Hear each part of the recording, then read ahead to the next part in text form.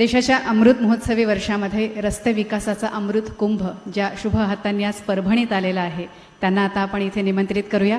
जोरदार टाळ्यांनी स्वागत करूया. माननीय केंद्रीय मंत्री नितीन गडकरी साहेब, मी आपणाला विनंती करते, आजच्या निमित्ताने आपलं मनोगत आणि मार्गदर्शन ऐकण्यासाठी आम्ही सारेजण उत्सुक आहोत. माननीय केंद्रीय मंत्री नितीनजी गडकरी.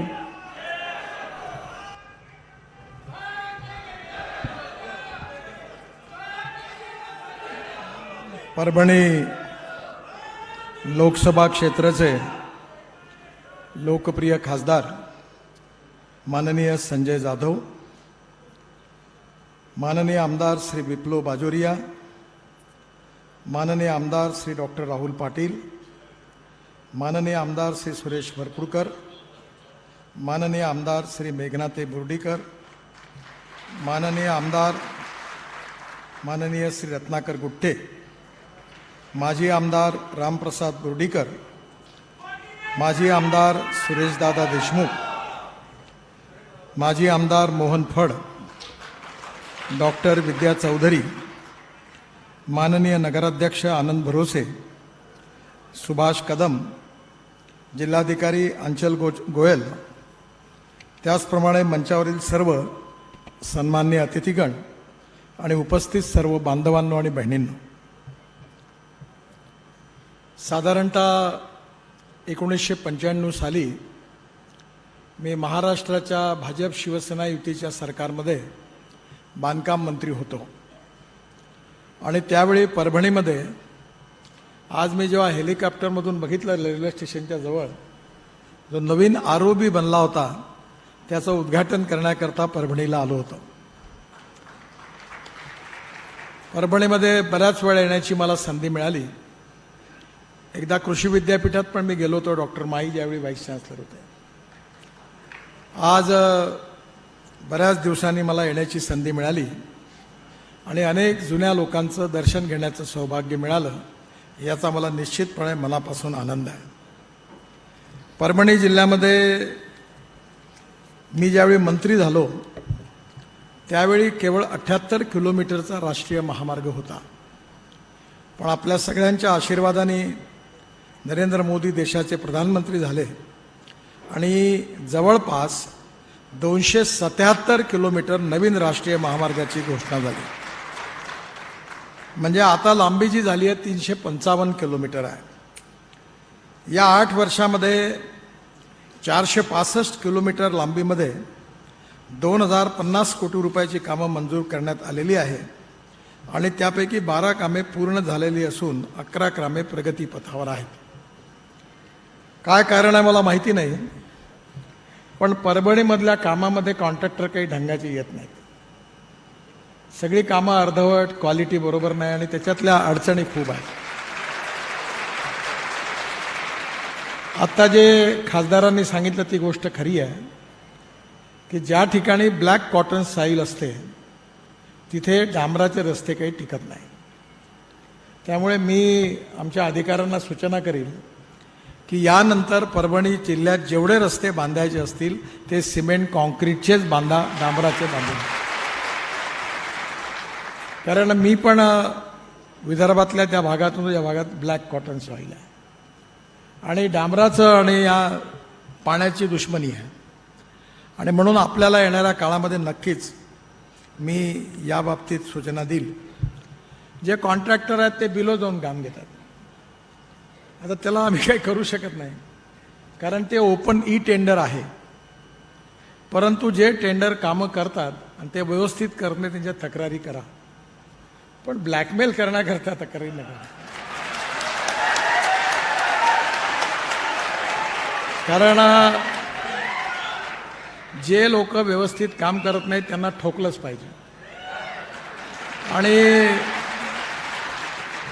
मी आतापर्यंत 50 लाख कोटी रुपयाची कामं केलेली आहे, पण एकही कॉन्ट्रॅक्टर माझ्या घरी कधी आला नाही. क्वालिटीशी कॉम्प्रोमाइज करू नका आणि पैसा जरूर कमवा, पण कॉन्ट्रॅक्टरला ब्लॅकमेल करून पैसा मिळवा मार्ग नाही. एवढीच पाहिजे माझी विनंती आहे. जे कॉन्ट्रॅक्टर होते मी जे बोलतो आहे ते मी सगळ्या देशाकरता बोलतो आहे. चुकून माझी टोपी कोणाला फिट बसली तर गैरसमज करू नका. मला काही माहिती नाही इथलं काय आहे. इथल्या संदर्भात मी बोलत नाही आहे. एक गोष्ट खरी आहे की MSRDCची कामं आहे महाराष्ट्र सरकारच्या स्टेट पीडब्ल्यूला कामं दिली आहे. आताच मी MSRDCच्या इंजिनियरला सांगितलं की मी MSRDCचा संस्थापक आहे आणि मुंबई पुणे रस्ता MSRDCने बांधला. वरळी बांद्रा सीलिंग प्रोजेक्ट MSRDCने बांधला. मुंबईमध्ये 55 उड्डाणपूल MSRDCने बांधले आणि मी त्या संस्थेचा जन्मदाता आहे, संस्थापक सदस्य आहे. माझी विनंती आहे की क्वालिटीने काम करा. कॉन्ट्रॅक्टर जो बरोबर काम करत त्याला पुरं रगडून टाका. काही चिंता करू नका, कोणाचं ऐकू नका. पण कामं बरोबर झाली पाहिजे आणि कामं न होण्याची कारणं जी आहेत त्याचे माझी आपल्या सगळ्यांना विनंती आहे की तुम्ही याचा गंभीरपणे विचार करा.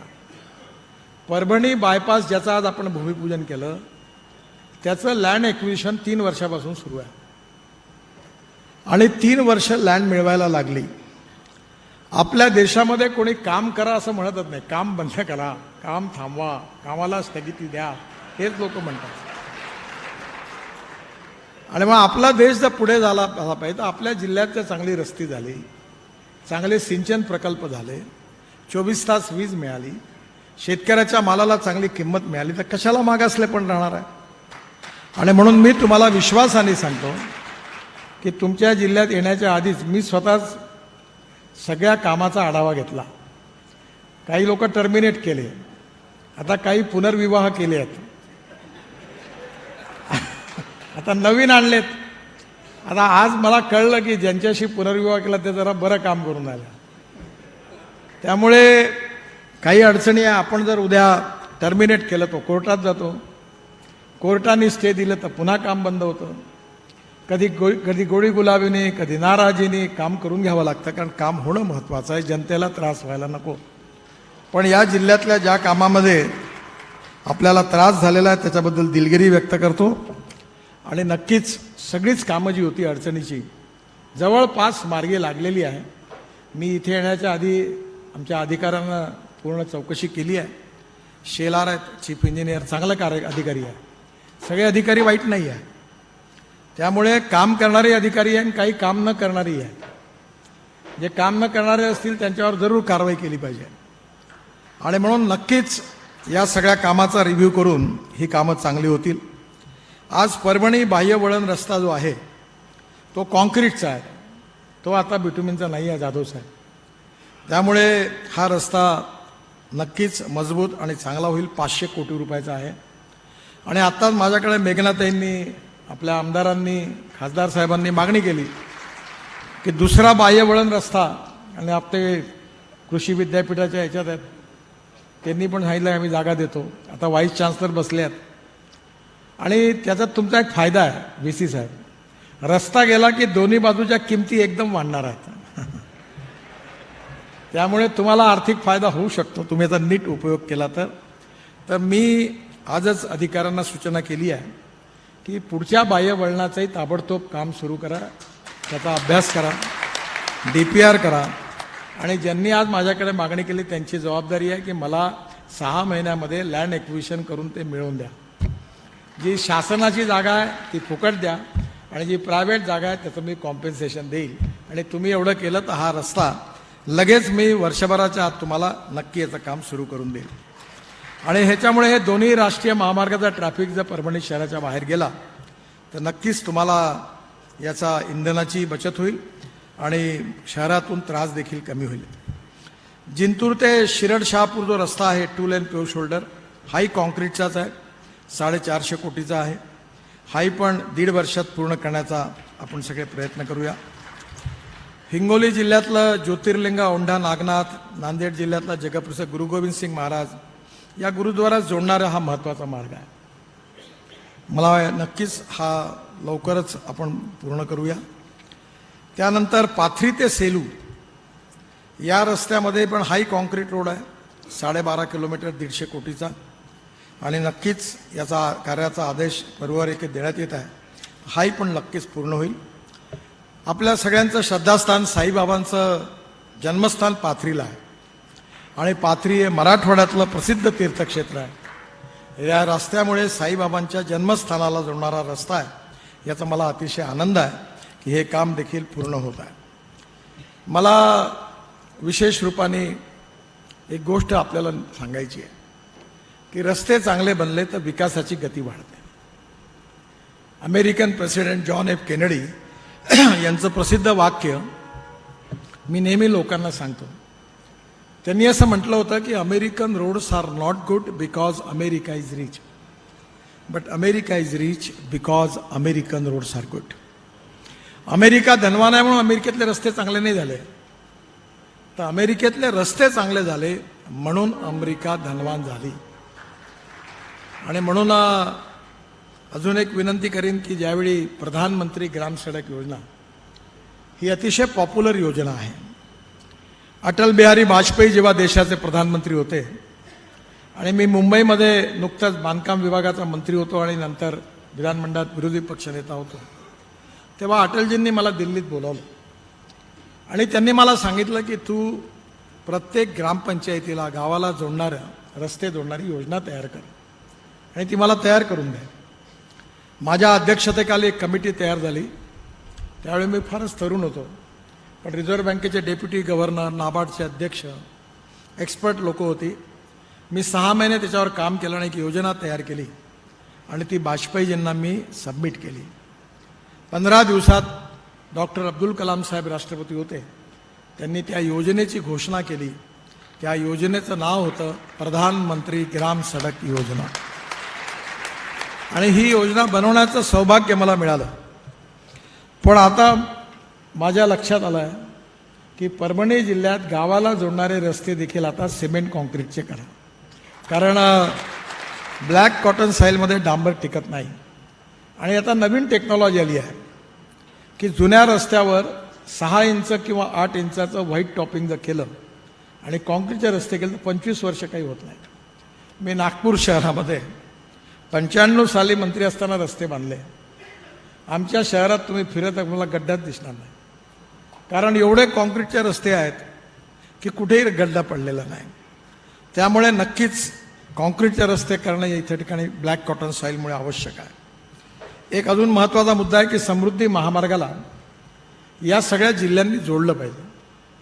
कालच मी घोषणा केली की नांदेड ते पुणे हे 3.5 तासात होईल, नागपूर ते पुणे 4.5 तासात होईल.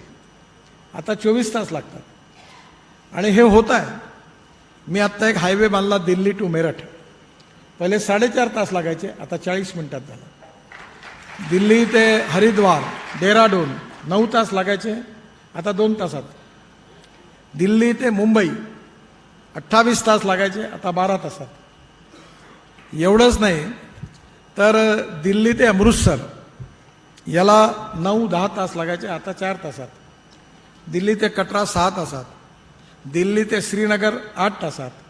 आणि श्रीनगरपासून एक झेडमोर टनेल आहे, ती पण बनवली आहे. आणि नंतर एक कारगिलची टनेल आहे कारगिलच्या खाली, ती आशियातली सगळ्यात मोठी आहे.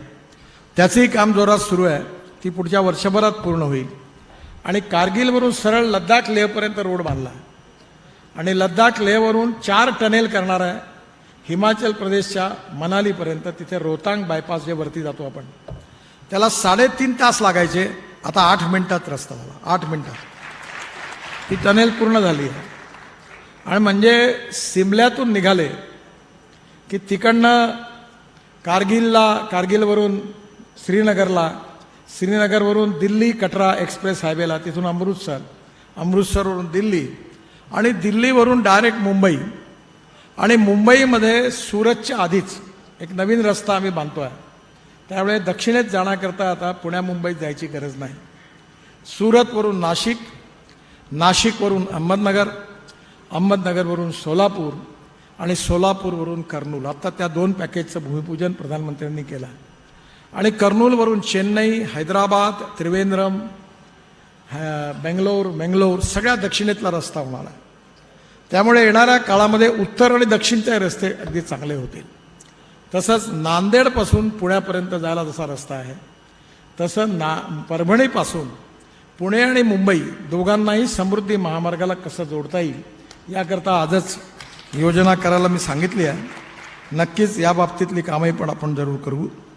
गढी ते मानवत 500 कोटीचा रस्ता पूर्ण झाला आहे. परभणी शहरामध्ये विशेषतः काही कामं होती ती पण मंजूर झाली आहेत.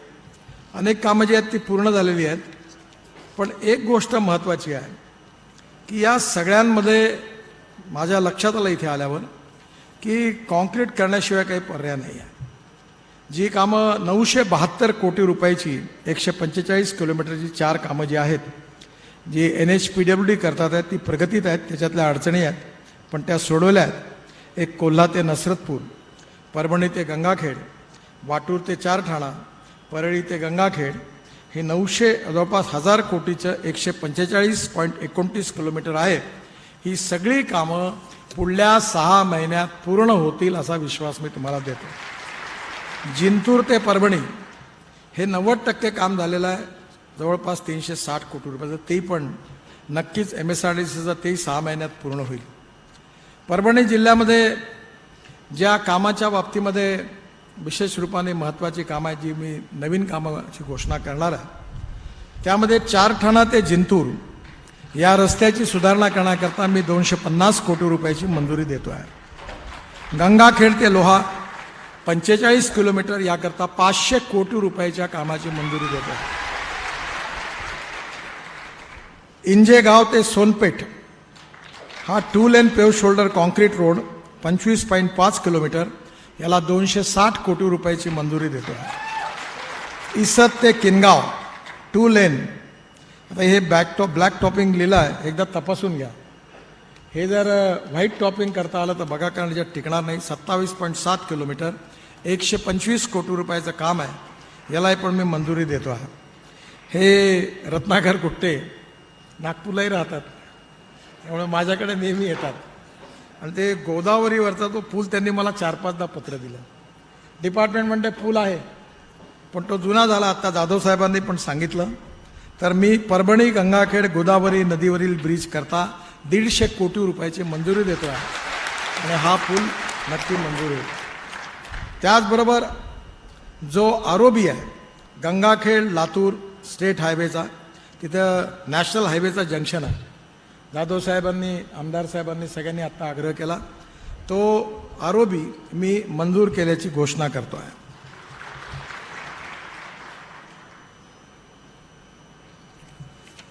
त्याचबरोबर CRFमध्ये खूप बदल पण मर्यादा आहे, त्यामुळे काही कामं मंजूर झालेली आहेत, त्याची लिस्ट मोठी आहे. काही कामं प्रगतीपथावर आहेत पण ती पण मी नक्की त्याच्यात लक्ष घालीन. एक महत्त्वाची गोष्ट म्हणजे परभणीच्या दुसऱ्या बायपासचं लँड ॲक्विशनच्या कामात मात्र जिल्हाधिकारी आहेत, तुम्ही याच्यात जरूर लक्ष घाला, त्याचा नक्की विचार करू. एक रत्नाकररावनी गंगाखेड बायपासची मागणी केलेली आहे, त्याला राष्ट्रीय महामार्गाच्या प्रकल्पात समाविष्ट करण्यात येईल आणि ह्याचं काम करण्यात येईल अशी मी घोषणा करतो. परभणी बायपासच्या याच्यात गावामधली लांबी जी आहे ती डिग्रेड करण्या अगोदर हे गावातले जे रस्ते आहेत त्याची मागणी आत्ता माझ्याकडे पुन्हा, तुमचं काय नाव? प्रवीण, त्यांनी पुन्हा केली होती आणि सगळ्यांनी सांगितली. याला 6 इंच व्हाईट टॉपिंग, सोलरचे चांगले लाईट, दोन्ही बाजूला फुटपाथ आणि ड्रेनेजची व्यवस्था, चांगल्या क्वालिटीचं काम हे परभणी शहरातलं बायपासच्या आल्यानंतर गावामधली जी आंबी जी आहे जिला आम्ही आता नॅशनल हायवेतून काढणार आहे, करण्याच्या आधी याचं 1 टाईम सेटलमेंट मी करून देईल असा विश्वास आपल्या सगळ्यांना देतो. एक मला महत्त्वाची गोष्ट मी आज सकाळी जिल्हाधिकाऱ्यांनाही विनंती केली की धावणाऱ्या पाण्याला चालायला लावा, चालणाऱ्या पाण्याला थांबायला लावा आणि थांबलेल्या पाण्याला जमिनीला प्यायला लावा. गावातलं पाणी गावात, घरातलं पाणी घरात, शेतातलं पाणी शेतात. पाणी हाच कळीचा मुद्दा आहे. जर तुम्ही सिंचन वाढवलं तर या जिल्ह्याचा विकास झाल्याशिवाय राहणार नाही. जेवढी साखर कारखाने आहेत ती याकरता चालू आहे की पाणी आहे. आणि आजच मी लोकसत्तेत वाचलं की तुमच्या जिल्ह्यामध्ये जेवढं सिंचन आहे त्याचं फुल युटिलायझेशन होत नाही. जेवढी धरणं बांधली आहेत त्या पाण्याचं फुल युटिलायझेशन झालं पाहिजे. शेतकऱ्यांनी आपल्या विहिरीवर आता सोलर पंपाची भारत सरकारची योजना आहे, ते सोलर पंप लावले पाहिजे. मी आता माझ्याकडे 7-7 हॉर्स पॉवरचे 3 सोलर पंप लावले आणि इलेक्ट्रिकचे पंप आहे. त्यामुळे माझ्याकडचं सिंचन दिवसभर मी सोलरवरच्या पंपाचं पाणी घेतो आणि रात्री लागलं तर इलेक्ट्रिकचं पाणी घेतो. त्यामुळे येणाऱ्या काळामध्ये सिंचन वाढवलं तर शेतकऱ्याचं उत्पन्न 2.5 पटीने वाढणार आहे. आज सकाळी कृषी विद्यापीठाचे व्हाईस चान्सलर यांना मी विनंती केली की अमेरिकेमध्ये एका एकरामध्ये 30 क्विंटल सोयाबीन होतं, ब्राझीलमध्ये 28 क्विंटल होतं, अर्जेंटिनामध्ये 29 क्विंटल होतं आणि माझ्याकडे यावर्षी 5 क्विंटल झाला. आता तुमच्याकडे परभणीत म्हणतात 8-10 क्विंटल इकडे होतो, पण ते हळूहळू कमी होत जाते. तर मी पंजाबराव कृषी विद्यापीठालाही सांगितलं, यांनाही विनंती करतो की आता GM सीडचा वाद मोठा आहे, पण तुम्ही असं संशोधन करा की आम्हाला कमीत कमी एकरी 20 क्विंटल सोयाबीन झाला पाहिजे. आपल्या देशामध्ये आपण 1.5 लाख कोटी रुपयाचं खाद्यतेल आयात करतो आणि आता मी ट्रान्सपोर्ट मंत्री म्हणून मी ठरवलं की शेतकरी आता अन्नदाता नाही, अन्नदाता तर आहेच, पण तो आता ऊर्जादाता झाला पाहिजे. मी एक योजना सुरू करणार आहे की आपल्या इथे पराठ्या, तुराट्या, नंतर cotton straw, wheat straw, bagasse आणि राईस स्ट्रॉ, तनस याच्यापासून सेंट्रल रिसर्च रोड ऑर्गनायझेशन आणि CSR यांनी संशोधन करून मला प्रेझेंटेशन दिलं. त्यातून डांबर तयार होतं. म्हणजे आता शेतकरी म्हणत मला यावर्षी इतका गहू झाला, इतका तांदूळ झाला, इतका ऊस झाला आणि इतकं टन डांबर झालं. बायोटेक्नॉलॉजीचा उपयोग करून बायोमास वाढवायचा. बांबू एका एकरामध्ये 4 लाख रुपयाचं उत्पन्न होऊ शकतं. भीमा बांबू, मी पाशा पटलेला त्यांनी आता त्याची नर्सरी काढली आहे. त्यामुळे बांबू आपण जर लावला आणि याच्यापासून बांबूपासून इथेनॉल तयार होते आसाममध्ये, आणि इथेनॉल हे अल्टरनेटिव्ह फ्युएल आहे. Ethanol, methanol, biodiesel, bio LNG, bio CNG, electric आणि हायड्रोजन. हायड्रोजन 3 प्रकारचा आहे. कोळशापासून तयार होतो तो ब्लॅक हायड्रोजन आहे, पेट्रोलियमपासून तयार होतो तो ब्राऊन हायड्रोजन आहे, आणि जो पाण्यापासून आणि बायोमासपासून तयार होतो किंवा ऑर्गॅनिक वेस्टपासून तयार होतो तो ग्रीन हायड्रोजन. प्रत्येक शेतकऱ्याने आपल्या विहिरीवर पाणी आहे, रूफटॉप सोलर लावायचं, गोडाऊन करायचं, कोल्ड स्टोरेज करायचं, आणि इलेक्ट्रोलायझर 1.25 कोटीचा आहे. आणि पाण्यातून हायड्रोजन ऑक्सिजन वेगळा केला तर हायड्रोजन निघेल, आणि हायड्रोजन निघाला की तिकडे बाजूला गॅस स्टेशन करायचं. येणाऱ्या काळात truck, buses, scooter, factory, pharmaceutical, chemical, steel, विमानं, रेल्वे हे सगळं हायड्रोजनवर चालणार आहे. हायड्रोजन हे फ्युचरिस्टिक फ्युएल आहे जगाचं, आणि भारताला ऊर्जा आयात करणारं नाही तर ऊर्जा निर्यात करणारा देश बनवायचा, आणि त्यामध्ये शेतकऱ्याला संपन्न करायचा. मी माझा ट्रॅक्टर CNG वर कन्व्हर्ट केला, मला 1 लाख रुपये वर्षाची बचत होते. येणाऱ्या काळामध्ये टेक्नॉलॉजी खूप बदलत आहे. मी नेहमी 2 गोष्टी सांगतो: innovation, entrepreneurship, science, technology, research, skilled and successful practices. We name it as knowledge. And conversion of knowledge into wealth is the future. म्हणजे ज्ञानाचं रूपांतर संपत्तीत करणं हे भविष्य आहे. आणि दुसरी गोष्ट सांगतो की no one is waste, no material is waste, no person is waste. It is depending upon the appropriate leadership, a vision of the appropriate leadership. It is depending upon the appropriate technology that we can convert waste into wealth. मी नागपूर शहरामध्ये खासदार आहे तिथला. 7 वर्षापासून टॉयलेटचं पाणी विकतो महाराष्ट्र सरकारला, वीज निर्मिती करता, आणि आमच्या महानगरपालिकेला संडासचं पाणी विकून 300 कोटी रुपये मिळतात. त्यामुळे शेतीमध्ये देखील आता तंत्रज्ञान आणलं पाहिजे. आणि शेतीचं उत्पादन वाढलं पाहिजे आणि ग्लोबल इकॉनॉमीमध्ये पॅटर्न शेतीचा डिमांड अँड सप्लायशी संबंधित आहे. त्यामुळे येणाऱ्या काळामध्ये कशाची देशाला गरज आहे, काय एक्सपोर्ट होऊ शकतं ते केलं पाहिजे. या खूप साखर झाली आणि त्यामुळे कारखाने बंद पडले, भाव मिळाले नाही. आपण आता इथेनॉल आणलं. मी यावर्षी माझ्या साखर कारखान्यामध्ये पूर्ण इथेनॉलच तयार केलं, sugarcane juice to ethanol. तेव्हा साखर कमी केली पाहिजे कारण ती सरप्लस आहे. येणाऱ्या काळामध्ये हा शेतकरी सुखी समृद्ध संपन्न झाला पाहिजे. आम्ही जालन्याला समुद्र आणला, आता ड्रायपोर्ट करतोय. मी पुढच्या महिन्यात उद्घाटनाला येणार आहे आणि तिथून आता पूर्ण एक्सपोर्ट इम्पोर्ट होणार आहे. तुम्ही परभणीमध्ये इंडस्ट्रीयल क्लस्टर उघडा आणि या पोर्टचा ॲडव्हान्टेज घ्या. मला विश्वास आहे की हा मागासलेला जिल्हा नाही, हा एक समृद्ध संपन्न आणि विकसनशील जिल्हा करण्याची ताकद या स्टेजवर बसलेल्या नेत्यांमध्ये आहे. आणि जनतेने जर समर्थन केलं तर या भागातल्या तरुण मुलाच्या हाताला काम मिळाल्याशिवाय राहणार नाही. शेतकरी समृद्ध आणि संपन्न झाल्याशिवाय राहणार नाही.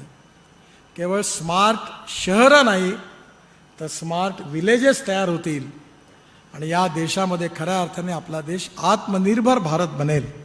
हे प्रधानमंत्र्यांचं स्वप्न पूर्ण होईल. रस्त्याच्या बाबतीमध्ये आपल्या सगळ्यांच्या आशीर्वादाने आम्ही काम करतो आहे. 2024 संपण्याच्या आधी जर्मनी नाही, आपले रस्ते अमेरिकेच्या बरोबरचे होतील असा मी तुम्हाला विश्वास देतो. या देशाचा विकास झाला पाहिजे आणि आपल्या सगळ्यांच्या आशीर्वादाने ते करण्याची संधी आमच्यासारख्यांना मिळालेली आहे. आणि तुमचे आशीर्वाद ही आमची मोठी ताकद आहे, शक्ती आहे. त्यातून नक्कीच चांगलं काम करून या जिल्ह्याला प्रगतिशील समृद्ध संपन्न करण्यामध्ये जे जे सहयोग माझ्या विभागाकडनं करता येईल तो करण्याचा मी जरूर प्रयत्न करील असा विश्वास देतो आणि माझं भाषण संपवतो. धन्यवाद. धन्यवाद माननीय गडकरी साहेब.